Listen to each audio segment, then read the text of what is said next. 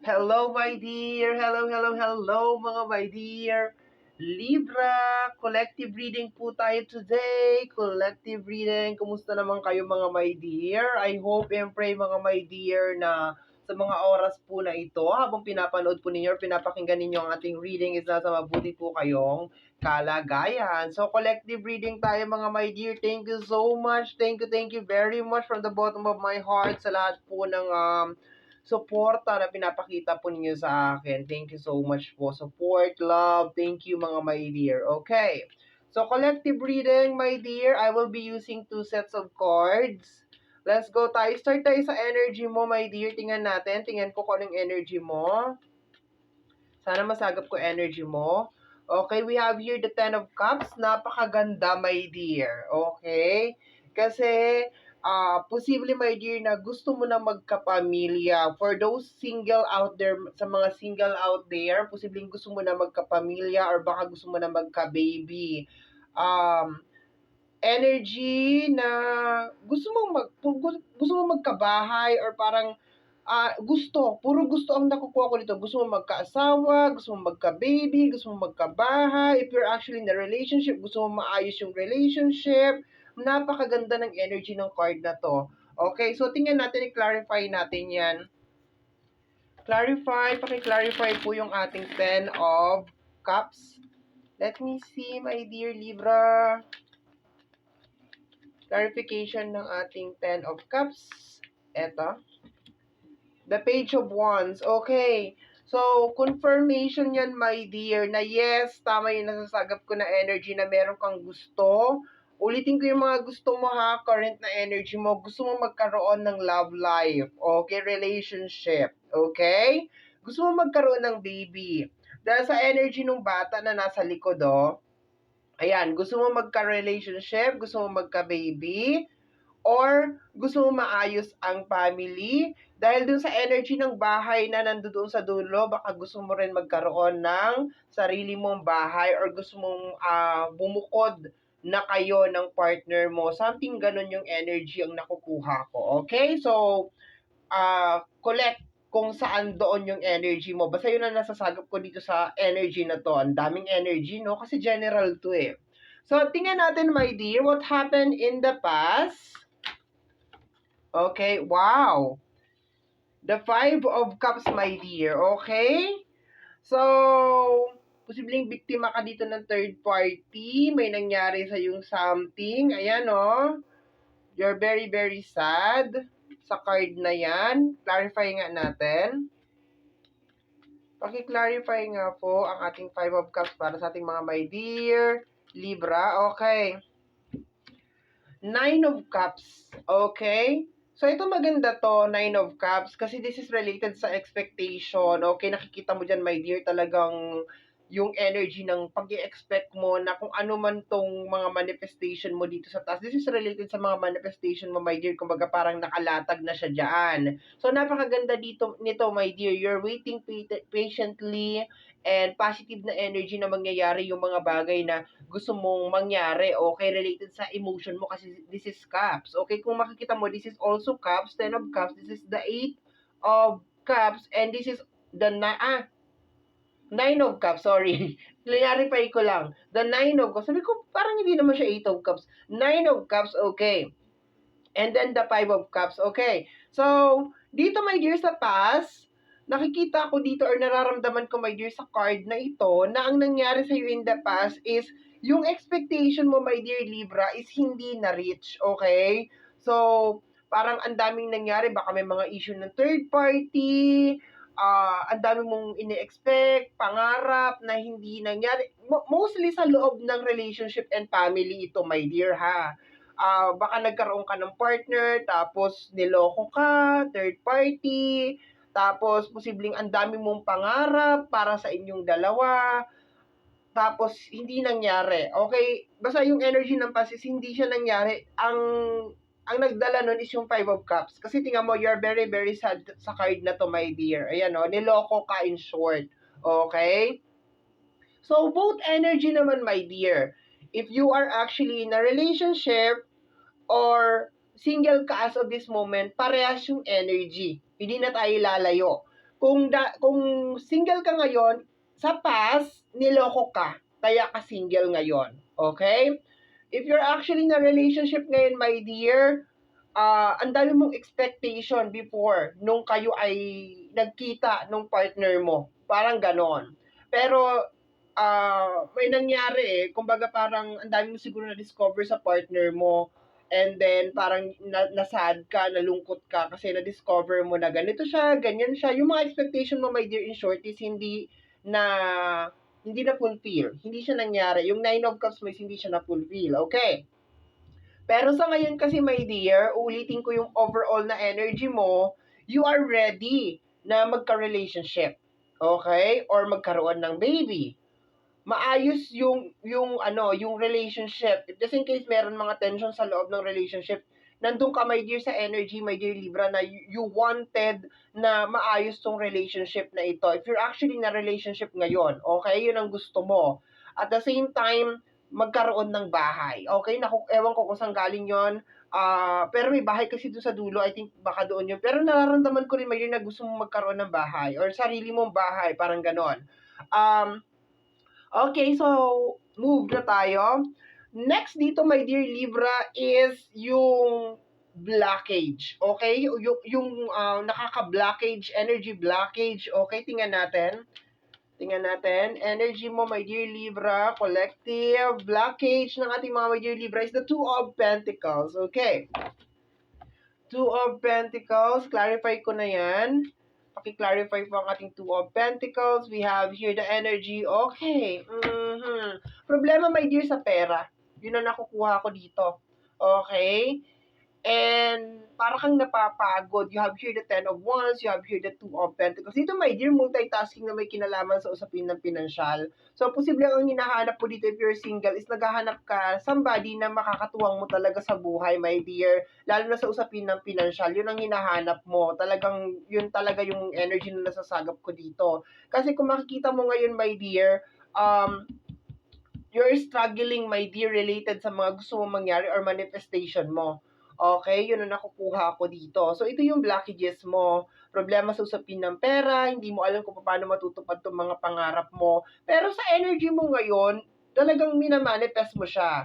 Yun nga lang, siguro, my dear Libra, sa loob ng, alam mo yun, kumbaga puso mo at saka isip mo, my dear, ganon. Sa isip mo, gusto ko ng ganito, gusto ko ng ganyan. Pero deep inside your heart, parang hindi talaga siya hindi talaga siya may nasa puso mo kasi ang nananaig is yung problema mo sa pera, yung ganun, yung struggle mo kung paano 'to mangyayari. Meron mga doubts, in short. Okay, yun ang nakukuha ko dito, my dear.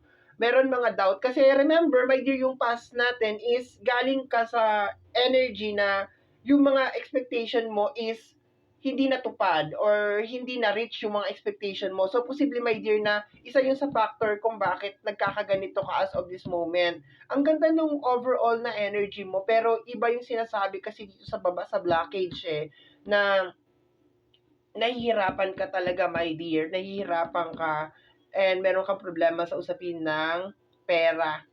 Okay? So, kung yung bahay na nakukuha ko, my dear, medyo impossible pa yun ngayon kasi may problema ka nga sa pera eh. Yung tungkol naman doon sa naghahanap ka ng makakatuwang sa buhay or ganon. Teka ha, sige, meron pa ako nakukuha ng energy, my dear. Dito muna ako. Yung naghahanap ka ng makakatuwang sa buhay, pwede naman, my dear, just be clear doon sa, kung makakakita ka na, just be clear doon sa tao na yun na, gusto ko ng ganito, tulungan talaga tayo. Yung ganon, just be clear, diretsuhin mo siya para alam niya rin kung ano yung gusto mong mangyari. If you are actually in a relationship, my dear, kung makikita mo dito, my dear, yung isang image is more on anino or parang shadow figure lang siya dito sa Two of Cups, ay Two of Pentacles, sorry. So, ibig sabihin, your partner is minsan okay, minsan hindi. Minsan, tumutulong sa'yo, yung mga ganon. Pero minsan parang pinababayaan ka niya. And I think isa yun sa mga issue na parang gusto mong ma-resolve if you are actually in a relationship. Na magkaroon kayo ng parang magtulungan kayo, ganon. Kaso, dito kasi, meron kasing shadow figure sa likod ng Two of Pentacles, which is ano siya, may ng energy na posibleng yung partner mo is minsan active siya, minsan naman hindi. Okay? So, tingnan natin, my dear, ang gustong-gusto ng lahat. Future outcome. Gustong-gusto ng lahat to. Actually, sa lahat ng sinabi ko, mas gusto talaga to ng lahat, itong future. Okay. Let us see. We have here the Queen of Wands. Okay. Ganda. Very, very nice na energy ng Queen of Wands para sa future. Okay, tingnan natin. Clarification yan is the Seven of Pentacles. Yes, my dear, positive. Okay? Very positive yung energy ng future natin kasi Seven of Pentacles is related sa energy ng harvesting. Kaso sinasabi dito, my dear, that you need to have this focus talaga. Siguro, hindi lang sa mind na gusto ko to. Siguro, i-claim mo na rin, my dear, na gusto ko ng family, gusto ko ng partner na maaasahan sa lahat. Gusto ko magbago na yung partner ko. Ano mo siya, yung parang i-claim mo siya sa universe, i-shout mo siya sa universe na, universe, I claim it, magkakabahay ako. Universe, parang ganun, parang nagmamatch yung energy. Kasi tingnan mo dito si Queen of Wands, talagang meditated talaga siya. And, share ko lang, my dear, nung unang hawak ko ng tarot, naramdaman ko, my dear, kay Queen of Wands na napakamaldita niya talaga. Or napakamaldita niya talaga. Yes, babae siya, pero pwede naman kasi siyang mag-change ng energy based dun sa nakikinig ng reading na ito. So, nung ginawakan ko si Queen of Wands, naramdaman ko talaga na parang unstoppable yung energy niya. Na parang maski anong mangyari, talaga itutuloy niya, my dear, yung mga bagay na gusto niya. And this is a power duo, my dear. Kasi parang sinasabi ng card na to sa future na as long as you believe, my dear, kung ano tong mga gusto mo, especially, my dear, sa usapin ng pera, eto, okay? Iaano ko na, my dear, i-clear ko na, my dear, ha? Kung ano na to, more on money to. More on money to, mas malakas yung energy niya sa pera compare sa love. Kasi walang cups eh. I can feel na parang sa cups kasi is more on emotion siya. So, ibig sabihin parang kung hindi talaga gugustuhin talaga ng tao na mag-change, hindi talaga siya mag-change. Pero ito, my dear, parang kiniklear dito, my dear, sa reading na to na more on money. No, more on money to, more on pera. Talagang sinasabi ng card na to na as long as mag-focus ka lang, especially sa loob ng pera, talagang maa-attract mo talaga siya. Pero hindi ko naman kino-close, my dear, if you're actually manifesting na magbago yung isang tao or magkaroon ka ng, 'di ba, ng relationship na talagang maglalast forever, hindi ko yung kino-close. Pero ito yun. Pero kung magmamanifest ka, my dear, ng karelasyon na maraming pera, posibly, my dear, na eto yon. Kasi sabi ko nga sa'yo, my dear, yung energy mo is more on nagmamanifest ka talaga ng tao na parang makakatuwang mo na talaga sa buhay. Ano yun? May mangga siguro nahulog. Pasensya na, my dear, kung narinig nyo. Maski ako nagulat ako. Okay, so last card tayo, mga my dear. Last card tayo, my dear. The last card will be the message of your angels or spirit guide message. Okay, we have here the Five of Wands. The Five of Wands, teka lang. Five of Wands, anong kasama ng ating Five of Wands? We have here the Three of Wands. Okay. Kung makikita mo dito, my dear, the Three of Wands, maganda to. This is energy na moving forward. This is energy ng travel. This is energy na merong magagandang bagay na naghihintay sa'yo sa labas, okay, outside. And this is the Five of Wands. This is energy ng conflict, tension, my dear. Kung titingnan mo, my dear, at i-combine mo to, ang nakukuha ko na message ng iyong mga spirit guide or ng mga spirit guide, ng ating mga spirit guide is more on sinasabi na, don't fight it.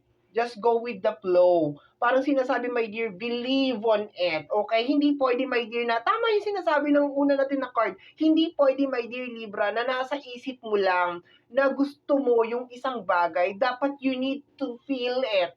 Kailangan nararamdaman mo, my dear Libra, na ay, gusto ko to, mangyayari to, I claim it. Okay? So, ganun. Dapat inaano mo siya. Sabi ng mga spirit guide, wag mo daw paglabanan. Ang kalaban mo dito, my dear, is actually sarili mo. Kasi sinasabi, my dear, ng overall na energy mo over here, na gusto mo gawin yung isang bagay.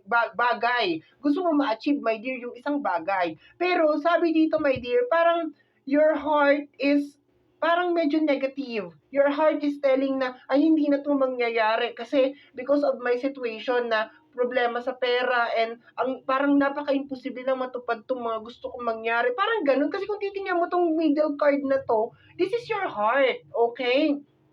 And your heart is actually telling me na parang you don't believe kung ano yung mga iniisip mo. Hindi mo siya kiniklaim. And sinasabi na ng mga spirit guide over here na yes, there is something na naghihintay sa you out there. Merong maganda naghihintay sa you out there. You just need to believe on your manifestation. Tingnan mo, may ang yung future. Nagki-claim na siya. Okay? Gini-claim niya na. Okay? Na, my dear, itong mga hard work mo dito sa 10 of Wands, magbubunga to. Itong mga sakripisyo mo as of this moment, magbubunga to. Itong mga dasal mo, my dear, as of this moment, magbubunga yan, mapapakinggan din yan, my dear. You just need to say it. Kailangan mo lang sabihin talaga, my dear, na talagang ready na ako. I'm ready to receive this blessing. I'm ready na makuha kung ano tong bagay na to. You just need to claim it, my dear Libra, okay? So, bottom deck of the card or the hidden message is the 10 of sword. Okay. So, dito my dear sa set ng cards na to, meron dalawang 10 of sword. Okay? So, dito my dear, I can feel na this is you. Sword is ikaw yan, air sign. So, I can feel na this is you. Kung makikita mo dito, may naglalakad na tao, my dear. I will be very, very careful, my dear, sa mga tao na pinagkakatiwalaan ko. Okay? I will be very, very careful, my dear, kasi parang meron mga backstabbing na energy. Okay? Tingnan natin, clarify natin yan. Kasi kung makikita mo to, my dear, itataas ko. Ayoko buksan yung nasa ilalim kasi masasagap ko yung energy ng card na nasa ilalim. Iaangat ko na lang. Nakita mo tong tao na naglalakad over here. Parang siyang meron hawak na knife, okay? So, parang, nung nakita ko tong card na to, my dear, parang, ang nakukuha ko is, itong tao na to parang nag-a-action na tinutulungan ka niya, pero eventually, siya din, my dear, yung gumagawa ng paraan kung bakit ka lalong nalulugmok. So, be careful, my dear Libra, sa mga tao na pinapakinggan mo, sa mga tao na kasama mo. Be careful ka, my dear, kasi baka nakakadagdag sila, my dear, na mag-create ka pa ng more negative energy. You need to stick with the people or mga tao, my dear, na merong positive energy, merong positive outlook sa buhay para yung natatagong energy ng positive sa sarili mo, my dear, is mabuhay talaga siya. Tingnan natin, ika-clarify ko pa to, my dear. Ang dami ko nang sinabi, hindi ko pa naka-clarify yan. Okay, let us clarify the 10 of sword, my dear. Okay. We have here the King of Wands. See, my dear? See. You have here the Queen of Wands. You have here the King of Wands. Okay? So, my dear, you just need to believe. Okay? Kung titingnan mo yung bottom deck, actually, my dear, hindi kasali to eh. Dapat hindi ko na sinali to. Nung inaaral ko tong spread na to, hindi ko sinasali to. Pero, lately, nung tinitingnan ko siya, parang nagme-make sense din yung message nung pinaka-last na card. This is justice. This is you. Libra, ikaw to. Sinasabi, my dear, ng reading natin na darating yung araw talaga, my dear, na magbubunga lahat ng paghihirap mo. And as long as you believe on what you want, inside and out, hindi lamang sa isipan, pati, my dear, sa puso, just claim it, my dear. Mangyayari at mangyayari siya, my dear. Stay away from negative people, my dear, na nakakahawa ng negative energy na nagde-drain sa'yo or something, okay? Ayan o, yung mga tao na parang akala mo tinutulungan ka or something, pero hindi naman talaga, okay? But so far, ang ganda ng future mo, my dear. Just believe on it. Claim mo yan, makukuha mo yan, my dear. Okay? Once again, bago tayo mag-closure, lilinawin ko lang ha. Walang emotion sa future, walang cups na lumabas sa future. Actually, ang cups natin over here is more on the past na energy, wala sa area na to. So, my dear, ito nang sasabihin ko. Ang pagbabago na, if meron dito nanonood na may kinalaman sa, like, mag-change ba siya, magbabago ba siya, may year nasa kanya na yan. Pero kung magpo-focus ka talaga sa wealth, abundance, yung bahay na nare-receive ko kanina, yung kasaganahan, makukuha mo yan, my dear. Pero yung tao, kung nagmamanifest ka ng tao na maraming pera, na mayaman, yes, meron. Pero kung nagmamanifest ka, my dear, na magbabago ba siya or ganito, nasa sa kanya na yan, my dear. Okay? Especially kung wala ka namang ginagawa masama sa kanya, nasa sa kanya na yan. Siya na yan. Decision niya yan. Okay? So, my dear Libra, yan ang ating collective reading. Somehow, mga my dear, kung nagustuhan mo ito, especially kung napadaan ka lang, don't forget to subscribe. Paki-click, my dear, ang notification bell para ma-update ka sa aking mga upload. And free to like, free to share, free to comment sa lahat ng ating mga videos. Once again, my name is RJ, also known as Apo J. Maraming salamat po, and until next time, bye-bye. Thank you, my dear.